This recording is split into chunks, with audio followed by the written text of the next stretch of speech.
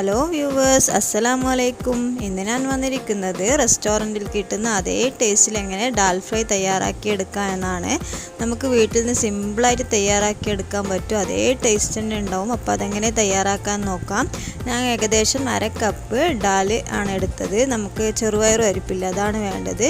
അതിലേക്ക് 1/4 കപ്പ് ചുവന്ന പരിപ്പും വേണം. അത് രണ്ടും കൂടി ഒന്ന് കഴുകി വൃത്തിയാക്കിയിട്ട് നമുക്കൊരു കുക്കറിലേക്ക് ഇടാം. അപ്പോൾ അതിലേക്ക് നമുക്ക് ആവശ്യത്തിന് വെള്ളം ഒഴിച്ചു കൊടുക്കാം. പിന്നെ നമ്മൾ ഇതിലേക്ക് കുറച്ച് മഞ്ഞൾപ്പൊടിയും ഉപ്പും മാത്രമേ ചേർക്കുന്നുള്ളൂ. ഇതൊന്ന് വേവിച്ചെടുക്കണം.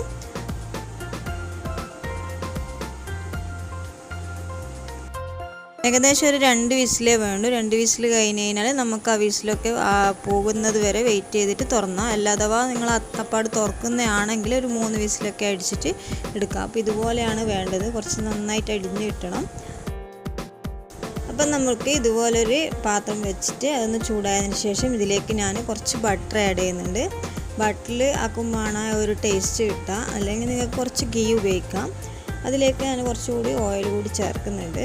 അതെല്ലാം നന്നായിട്ടൊന്ന് ചൂടാകുന്ന സമയത്ത് നമുക്ക് ഒരു 1/2 ടീസ്പൂണോളം ജീരകമാണ് ചേർക്കേണ്ടത്. അപ്പോൾ ജീരകം നമുക്ക് ആ എണ്ണയിലിട്ടൊന്ന് നന്നായിട്ടൊന്ന് ചൂടാകുന്ന സമയത്ത് നല്ല സ്മെല്ലിന് വരും. അപ്പോൾ ആ സമയത്ത് ഞാൻ ഒരു ടേബിൾ സ്പൂണോളം ഇഞ്ചി ചേർക്കുന്നുണ്ട്. ഇഞ്ചി ചെറുതായിട്ട് അരിഞ്ഞെടുത്തതാണ്. അതുകൂടി ചേർത്തിട്ട് നന്നായിട്ടൊന്ന് ആ ഒരു സ്മെല്ല് മാറുന്നത് വരെ വഴറ്റണം. അതിന് ശേഷം ഞാൻ ഒരു ഉള്ളി ചെറുതായിട്ട് അരിഞ്ഞത് ചേർക്കുന്നുണ്ട്. ഇത് ആവശ്യത്തിന് ഉപ്പും ചേർത്തിട്ട് നന്നായിട്ടൊന്ന് വഴറ്റിയെടുക്കണം.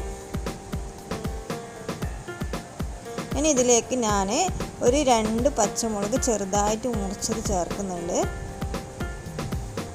കുറച്ച് എരിവ് കുറഞ്ഞ പച്ചമുളകാണെങ്കിൽ നിങ്ങൾക്ക് ലാസ്റ്റ് തൊട്ട് ഇത് നന്നായിട്ടൊന്ന് അതിൽ ചേർന്ന് നന്നായിട്ട് വെന്ത് വരും. അപ്പോൾ അതുകൊണ്ട് നമ്മളിപ്പോൾ തൽക്കാലം 2 ചേർക്കുന്നുള്ളൂ.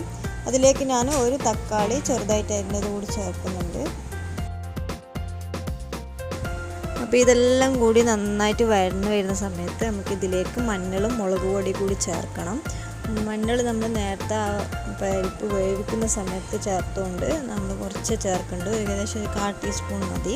അതിലേക്ക് ഒരു ടേബിൾ സ്പൂൺ മുളക് പൊടിയും കൂടി ചേർത്തിട്ട് നന്നായിട്ടൊന്ന് വഴന്ന സമയത്ത് നമുക്ക് ആ വേവിച്ച് വെച്ച ഡാൽ ഇതിലേക്ക് ചേർത്ത് കൊടുക്കണം. എന്നിട്ട് ഇതെല്ലാം കൂടി നന്നായിട്ടൊന്ന് മിക്സാക്കി എടുക്കണം.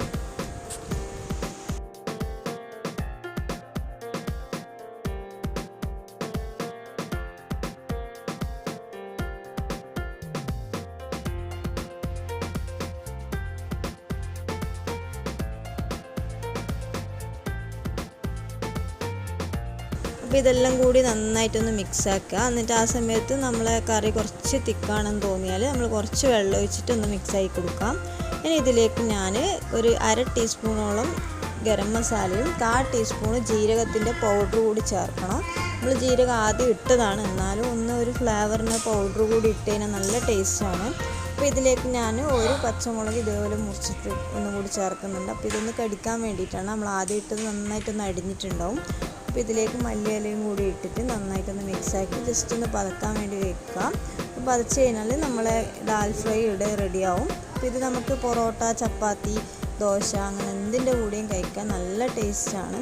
അപ്പോൾ ഇതിന് മുകളിൽ നിങ്ങൾക്കൊരു പീസ് ബട്ടർ കൂടി ഇട്ട് കൊടുക്കുകയാണെങ്കിൽ നല്ല ടേസ്റ്റ് ആവും.